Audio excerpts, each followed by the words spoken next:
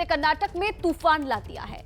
पूर्व प्रधानमंत्री एचडी देवगौड़ा के पोते प्रज्वल रेवन्ना के सेक्स स्कैंडल मामले में कर्नाटक की सरकार ने एसआईटी गठित कर दी है।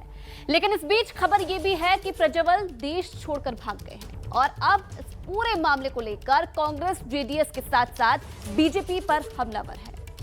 कर्नाटक में तूफान ला दिया है। पूर्व प्रधानमंत्री एचडी देवगौड़ा के पोते प्रज्वल रेवन्ना के सेक्स स्कैंडल मामले में जांच के आदेश दे दिए गए हैं। कर्नाटक सरकार ने मामले की जांच के लिए एसआईटी गठित कर दी। लेकिन इस बीच खबर यह भी है कि प्रज्वल देश छोड़कर भाग गए हैं और अब इस पूरे मामले को लेकर कांग्रेस ने जेडीएस के साथ साथ बीजेपी के खिलाफ मोर्चा खोल दिया है। कई बार ऐसा होता है कि कुछ किस्से, कुछ चीजें आप पढ़ते हैं तो लगता है कि ये पिक्चर का सीन चल रहा है, ये किसी घिनौनी गंदी पिक्चर का सीन चल रहा है, लेकिन फिर पता चलता है ये यथार्थ है और घिन आने लगती है ऐसे लोगों से, घिन आने लगती है ऐसे समाज से, घिन आने लगती है ऐसे नेताओं से जो लोगों को बढ़ावा देते हैं। यह पिक्चर गले में पटका डाले हुए भारतीय जनता पार्टी का, यह पिक्चर प्रज्वल रेवन्ना की है।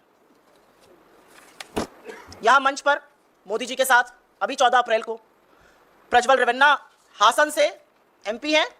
ये देखिए, मोदी जी के वृहद परिवार का हिस्सा है। ये पूर्व प्रधानमंत्री एचडी देवगौड़ा जी के पोते हैं, पौत्र हैं। मोदी का परिवार वाले वृहद परिवार का भी हिस्सा है। 14 अप्रैल की यह फोटो है, 14 अप्रैल बमुश्किल 2 हफ्ते पहले की। ये जेडीएस से सांसद हैं, हासन से बीजेपी और जेडीएस के साझा उम्मीदवार हैं। 2 हफ्ते पहले जब मोदी इनके साथ मंच साझा कर रहे थे मैसूरू में, तो इनकी खूब तारीफ करी थी, इनकी पीठ ठोकी थी और इनके लिए वोट मांगा था।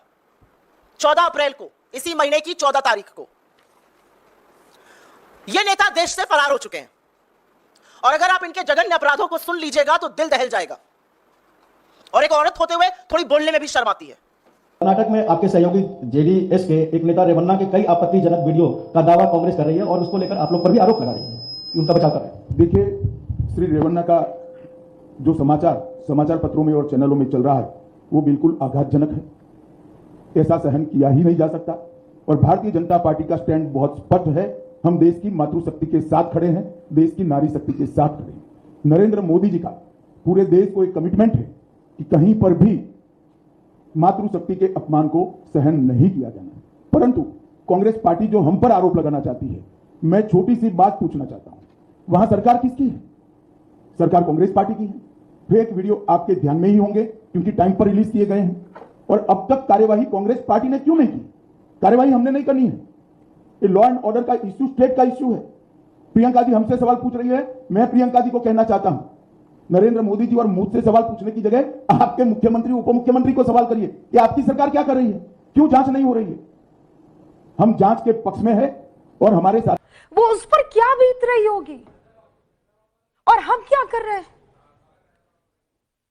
मुझे गुस्सा आता है। मैं कितनी दफा यहां बैठकर आप लोगों के सामने ये सवाल उठाती रहूंगी कि हिंदुस्तान की बच्चियां आजादी से क्यों नहीं घूम पाती। इस मुल्क में वो जब जाती है तो उसे क्यों डर लगता है कि आंखें नोच लेंगी। महिलाओं के लिए कितने दिनों तक आप लोग इस तरीके से प्रदर्शन करते नजर आए। निर्भया जब हुआ तब लगा था बस खत्म हो गया है। मैं माफी चाहती हूँ, मुझे ये सब नहीं करना चाहिए। मुझे संतुलित होकर अपनी बात आप तक पहुंचानी चाहिए। मैं माफी चाहती हूँ।